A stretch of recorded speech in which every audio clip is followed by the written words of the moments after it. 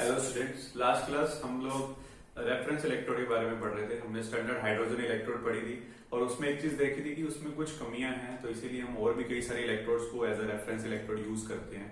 उन्हीं में से एक रेफरेंस इलेक्ट्रोड है हमारी कैलोमल इलेक्ट्रोड। तो नेक्स्ट उसी के साथ आज स्टार्ट करेंगे कैलोमल इलेक्ट्रोड। देखते हैं क्या होती है ये।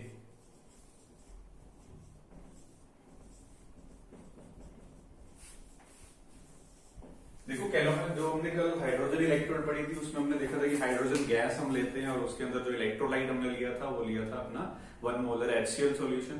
तो इसके अंदर जो सब्सटेंस हम लेंगे that is mercurous chloride. Mercurous chloride क्या चीज होती है? Hd2Cl2।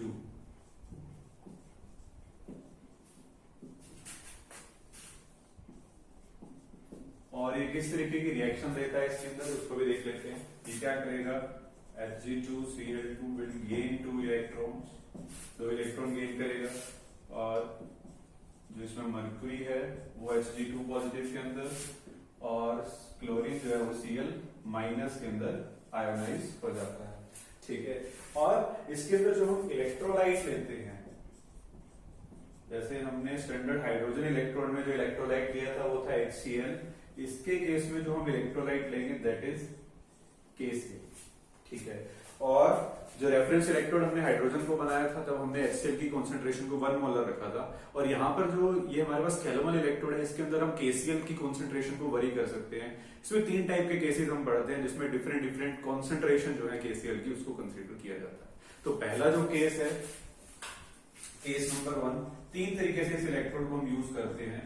फर्स्ट केस जिसके अंदर जो हमारा KCl है, KCl की जो कॉन्सेंट्रेशन होती है, द कॉन्सेंट्रेशन ऑफ KCl,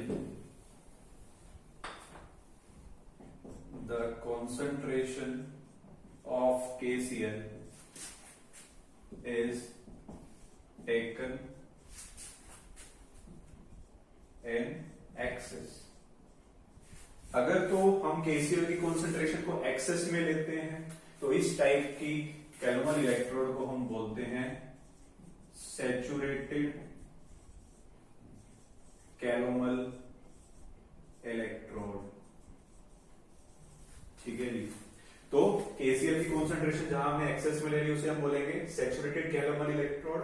और जो ये इलेक्ट्रोड होती है हमारी, इसका इलेक्ट्रोड पोटेंशियल जो होता है वो होता है 0.24 वोल्ट। जो हमने हाइड्रोजन को रेफरेंस इलेक्ट्रोड बनाया था वहां पर हमने उसका इलेक्ट्रोड पोटेंशियल कितना लेट किया था? 0। और यहाँ पर जो हमने कैलोमल इलेक्ट्रोड है उसमें अगर KCl की कॉन्सेंट्रेशन को आप एक्सेस में लेते हो तो वहां पर जो उसका पोटेंशियल लेते हैं वो कितना लेते हैं? 0.24 वोल्ट। ठीक है, और जो सेकेंड केस है, केस नंबर 2, हम जो KCl है इसमें क्या करेंगे? इसकी कॉन्सेंट्रेशन को, the concentration of KCl is 1 molar. जब KCl की कॉन्सेंट्रेशन को 1 मोलर लिया जाता है उसे हम नॉर्मल कैलोमल इलेक्ट्रोड बोलते हैं।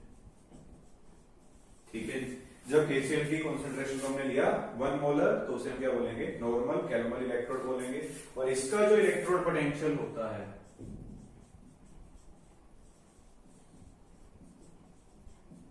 इसका इलेक्ट्रोड पोटेंशियल हम लेते हैं जी 0.28 वोल्ट। ठीक है, नॉर्मल कैलोमल इलेक्ट्रोड का जो इलेक्ट्रोड पोटेंशियल होता है वो 0.28 वोल्ट होता है। और केस नंबर 3,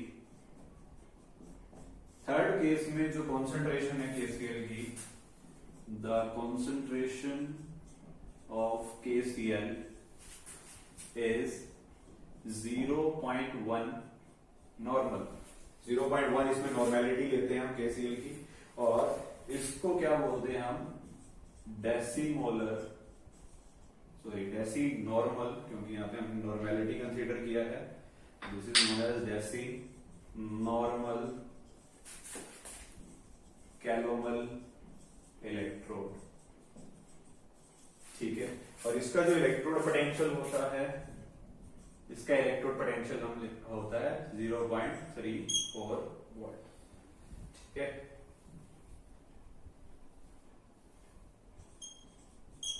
तो तीनों में हमने केसीएल की कॉन्सेंट्रेशन अलग अलग ली है और तीनों का ही इलेक्ट्रोड पोटेंशियल जो है वो डिफरेंट डिफरेंट है। तो एक का 0.24 है जहां पर हमने केसीएल को एक्सेस में लिया था, जहां केसीएल को 1 मोलर लिया वहां पर 0.28 है, और जहां पर हमने केसीएल को 0.1 नॉर्मल लिया यानी कि नॉर्मेलिटी 0.1 कर दी, जो हम डेसी नॉर्मल कैलोरी इलेक्ट्रोड बोलते हैं, जिसका इलेक्ट्रोड पोटेंशियल 0.34 होता है। ठीक है, तो इसको भी हम अपने as a reference electrode use कर सकते हैं। ठीक है, तो रेफरेंस इलेक्ट्रोड यूज करने का हमारा मेन मोटिव क्या था, सभी मेटल्स का जो है इलेक्ट्रोड पोटेंशियल कैलकुलेट करना। तो इन रेफरेंस इलेक्ट्रोड्स को हमने यूज करके उनको कैलकुलेट कर लिया इलेक्ट्रोड पोटेंशियल, और उन सभी मेटल्स का जिनका हमने इलेक्ट्रोड पोटेंशियल कैलकुलेट किया है उसको हमने एक सीरीज के अंदर अरेंज कर दिया है, जिसे हम बोलते हैं इलेक्ट्रोकेमिकल सीरीज। वही हमारा नेक्स्ट टॉपिक है, देखते हैं उसको भी स्टडी कर लेते हैं। तो नोट कर लीजिए वीडियो पॉज करके एंड देन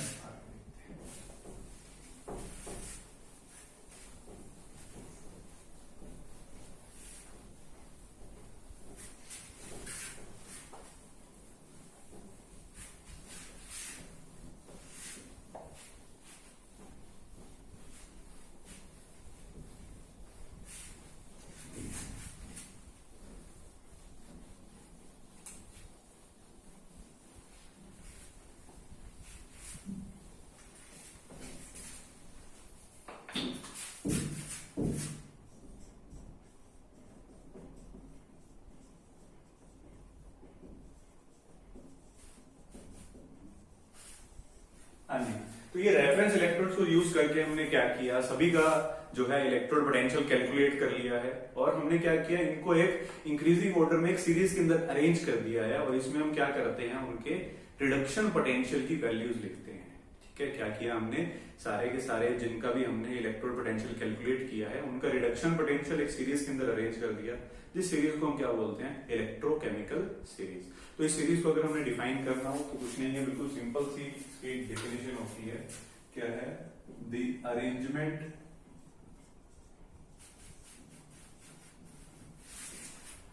ऑफ एलिमेंट्स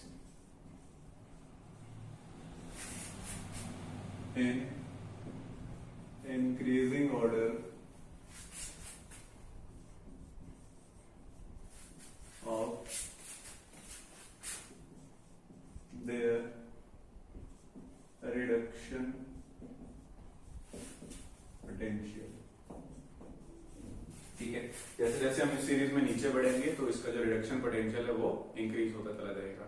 तो देखते हैं क्या है इसमें, कौन कौन से एलिमेंट्स इसमें प्रेजेंट हैं। वैसे तो हम सभी एलिमेंट्स को इसके अंदर अरेंज कर सकते हैं, बट सभी को नहीं करते, जो हमारे मोस्ट इंपोर्टेंट हैं, तो जो हमारे काम में आते हैं, सिर्फ उन्हीं को हमें याद रखने की जरूरत है, बाकी सभी को याद रखने की जरूरत नहीं होती है। और इन सभी की जो रिडक्शन पोटेंशियल की वैल्यू है, उस वैल्यू को याद रखने की आपको जरूरत नहीं है, बस आपको इतना पता होना चाहिए किसका रिडक्शन पोटेंशियल कम होता है और किसका रिडक्शन पोटेंशियल ज्यादा होता है। और इस सीरीज को याद करने के लिए एक सिंपल सी ट्रिक है, हम पहले उसी ट्रिक को याद कर लेंगे और उसी से ही फिर एलिमेंट्स लिखने की कोशिश करेंगे। ठीक है, तो क्या है वो ट्रिक, देखते हैं।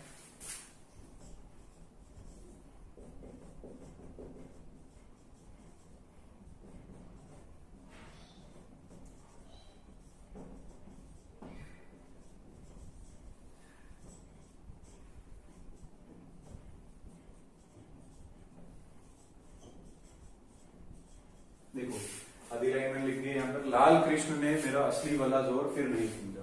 देखो जो लाल, एल से यहाँ पर बनता है हमारा लिथियम, के से बनता है पोटेशियम, एन से बनता है हमारा सोडियम, एम से बनता है मैग्नीशियम, ए से बनता है एल्यूमिनियम, डब्ल्यू से बनता है water that is H2O, Z से बनता है जिंक, और एफ से बनता है आयरन, एन से बनता है यहाँ पर हमारा निकल, और एस से यहाँ पर बनेगा टिन।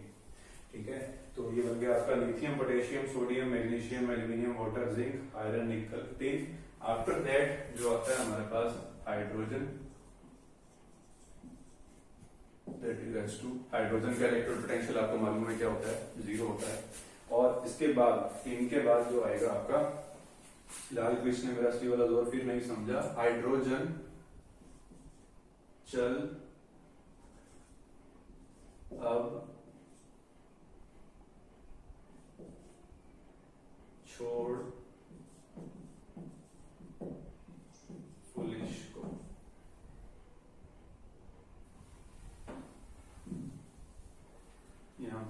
एक साथ आ जाएगा, चल अब छोड़ पुलिस। ठीक है, ये पीवी यहाँ पर, ठीक है। तो इस लाइन को आपको याद रखना है। और यहाँ पर चल CH से जो है यहाँ बनेगा कॉपर, A से बनता है जी सिल्वर, B से बनता है ब्रोमीन, C से बनता है क्लोरीन, और O से बन जाएगा ऑक्सीजन, और यहाँ F से बन जाएगा क्लोरीन। ठीक है,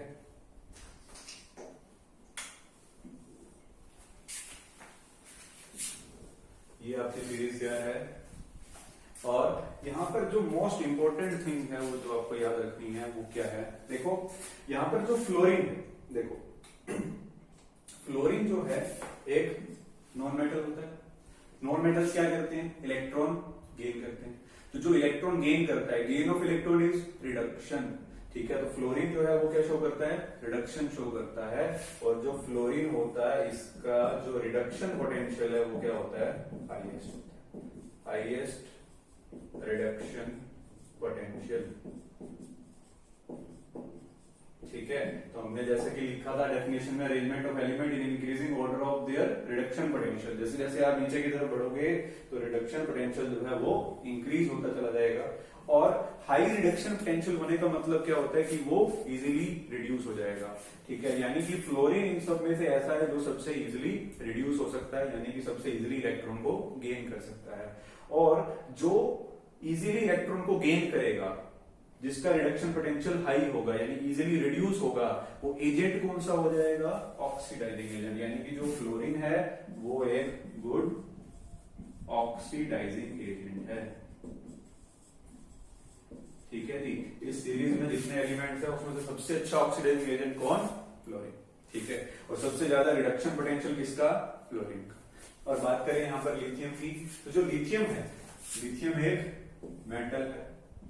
इन्हीं छोटी छोटी ट्रिक से आपको ये चीजें याद रखनी पड़ती हैं।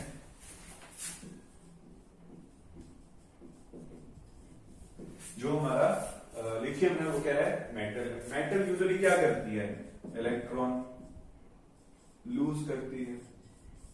और जो इलेक्ट्रॉन लूज करता है, loss of electron is oxidation.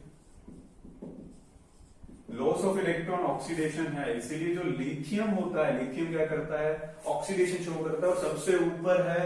इसीलिए जो लिथियम है इसका oxidation potential is the highest.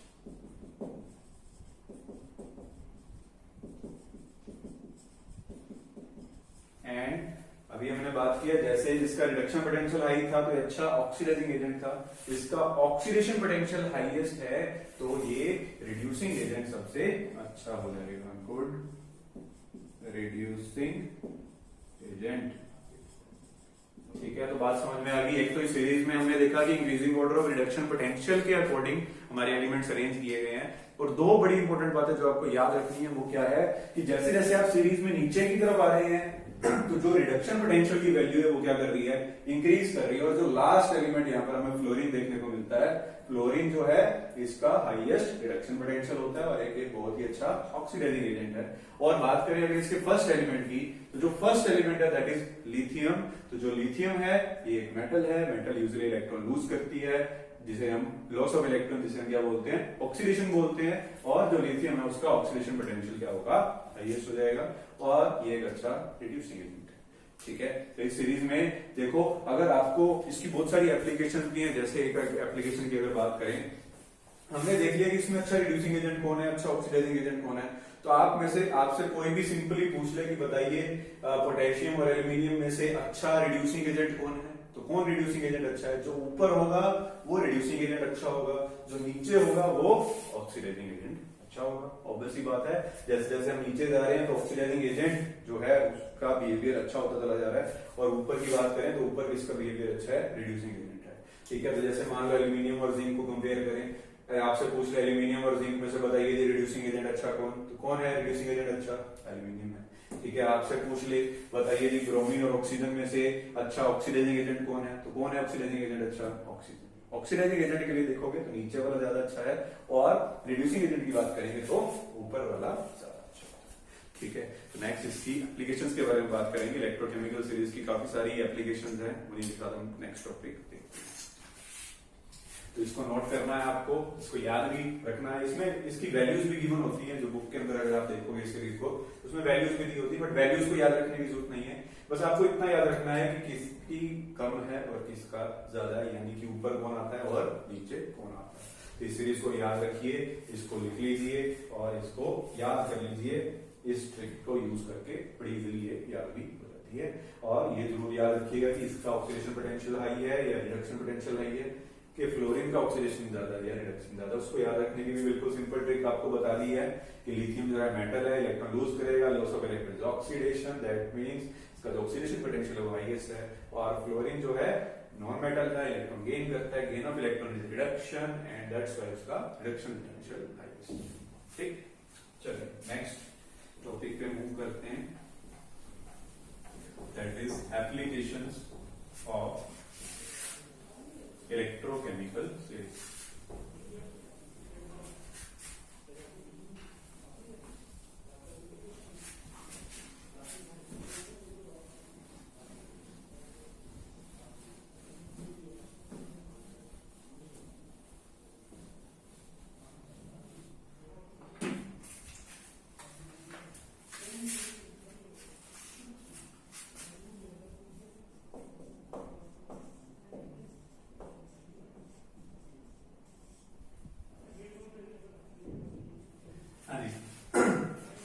Electrochemical series की अगर एप्लीकेशंस की बात करें तो सबसे पहली एप्लीकेशन तो इसमें यही हो जाती है, अभी हमने देखा ऑक्सीडेशन पोटेंशियल कौन अच्छा है, रिडक्शन पोटेंशियल कौन अच्छा है। तो सबसे पहली चीज तो हम उसी के बारे में बात करेंगे कि जो हमारी इलेक्ट्रोकेमिकल सीरीज है ये हमें बताती है through this series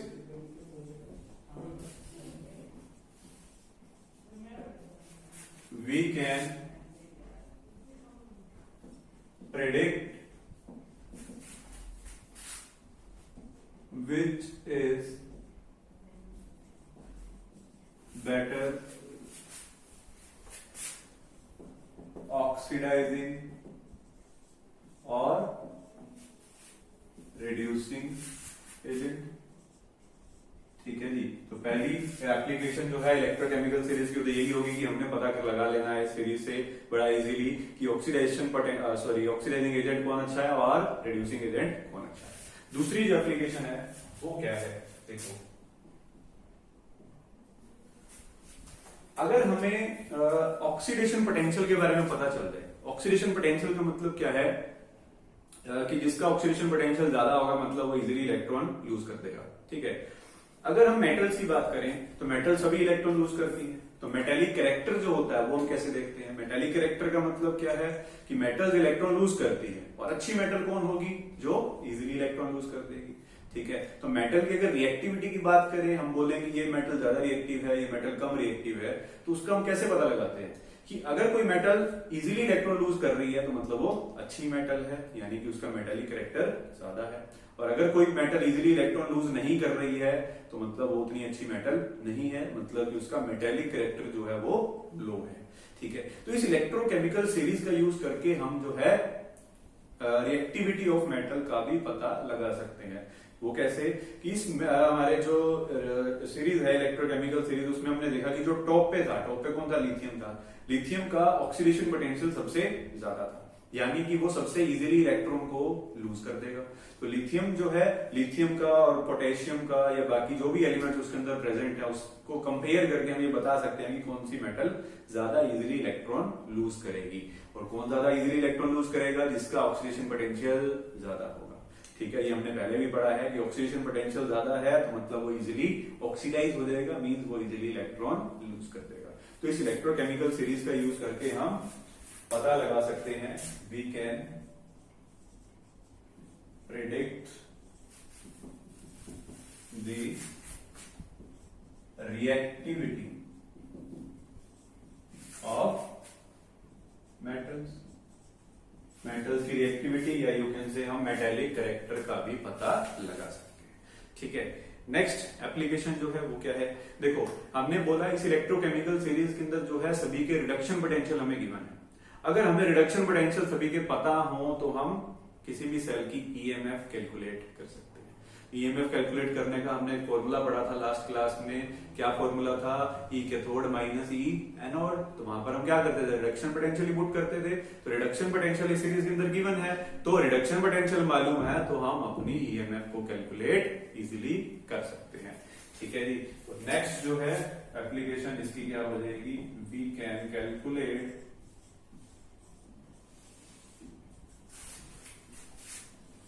EMF of a cell. किसी भी सेल की ईएमएफ का पता लगाया जा सकता है क्योंकि इसमें रिडक्शन पोटेंशियल गिवन है, और ईएमएफ कैलकुलेट करने के लिए हमें रिडक्शन पोटेंशियल ही चाहिए। ठीक है, ईएमएफ की बजाय यहां पर हम स्टैंडर्ड ईएमएफ लिखेंगे क्योंकि जो इसमें इलेक्ट्रोड पोटेंशियल है वो स्टैंडर्ड इलेक्ट्रोड पोटेंशियल गिवन होता है, तो इसलिए हम स्टैंडर्ड ईएमएफ ही कैलकुलेट कर पाएंगे। नेक्स्ट जो है, नेक्स्ट एप्लीकेशन है इसकी इलेक्ट्रोकेमिकल सीरीज की, स्टोरिंग एंड स्टीयरिंग। क्या मतलब है इसका? स्टोरिंग एंड स्टीयरिंग का देखिए,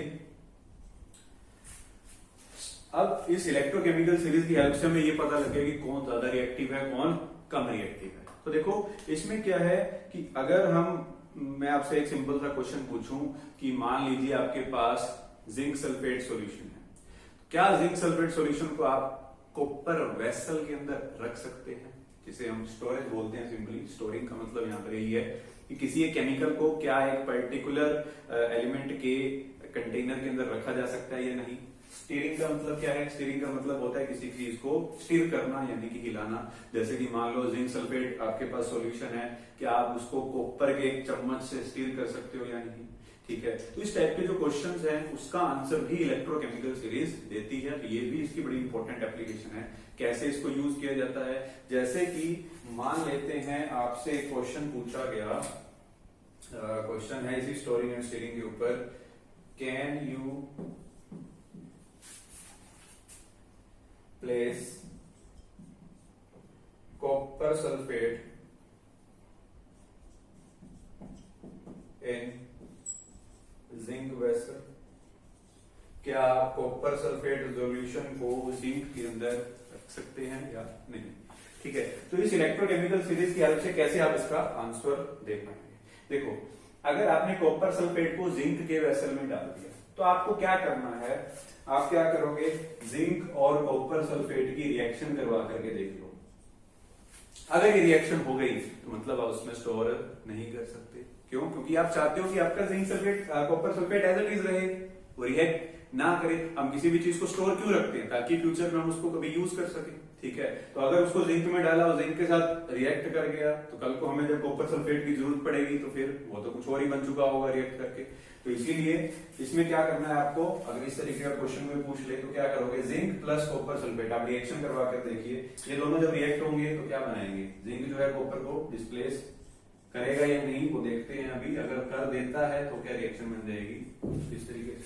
ठीक है, अब क्या है, यहाँ पर जो जिंक है, जिंक कॉपर के साथ रिएक्ट कर रहा है। कॉपर यहाँ पर +2 ऑक्सीडेशन स्टेट में, यहाँ पर जिंक +2 ऑक्सीडेशन स्टेट में, कॉपर यहाँ पर 0 और जिंक यहाँ पर 0 ऑक्सीडेशन स्टेट। तो बेसिकली यहाँ पर क्या हो रहा है? जिंक जो है, जिंक 0 से +2 जा रहा है और कॉपर जो है वो +2 से 0 जा रहा है। ठीक है, तो जिंक की यहाँ पर क्या हो गया? जिंक Zn2 पॉजिटिव है। ठीक है, यहां से 0 था, ये चला गया जी Zn2 पॉजिटिव। ठीक है, और कॉपर क्या किया? यहाँ पे कॉपर 2 पॉजिटिव से कन्वर्ट हो गया है किसमें? कॉपर में। यानी कॉपर की क्या हो रही है? रिडक्शन, और जिंक की क्या हो रही है? ऑक्सीडेशन। ठीक है, तो इसमें बोल रहा है कि जिंक जो है ऑक्सीडाइज हो गया। क्या जिंक कॉपर को डिस्प्लेस करके ऑक्सीडाइज हो सकता है? कैसे होगा?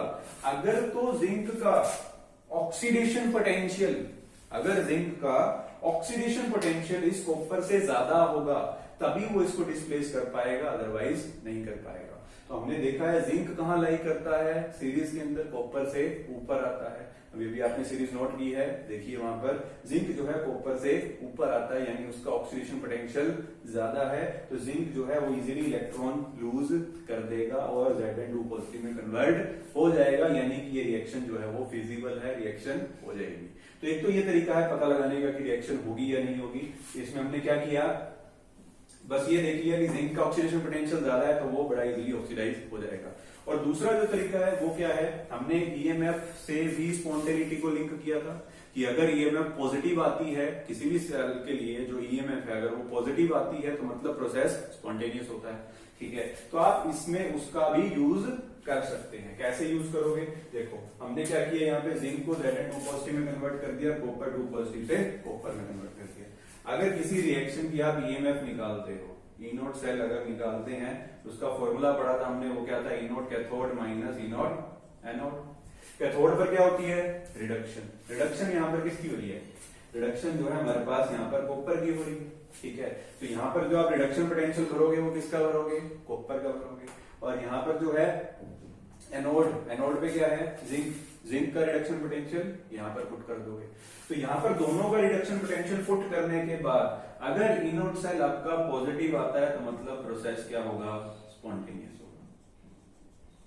तो इलेक्ट्रोकेमिकल सीरीज के अंदर ये रिडक्शन पोटेंशियल की वैल्यूज आपको गिवन है, तो ये रिडक्शन पोटेंशियल यहाँ पर पुट करके अगर आपका इनोड सेल पॉजिटिव आता है तो मतलब प्रोसेस स्पॉन्टेनियस है, यानी कि रिएक्शन हो जाएगी। रिएक्शन हो गई तो मतलब इसमें स्टोर आप नहीं कर सकते। और इफ ये इनोड सेल यहाँ पे नेगेटिव आता है तो मतलब प्रोसेस कैसा होगा, नॉन स्पॉन्टेनियस होगा।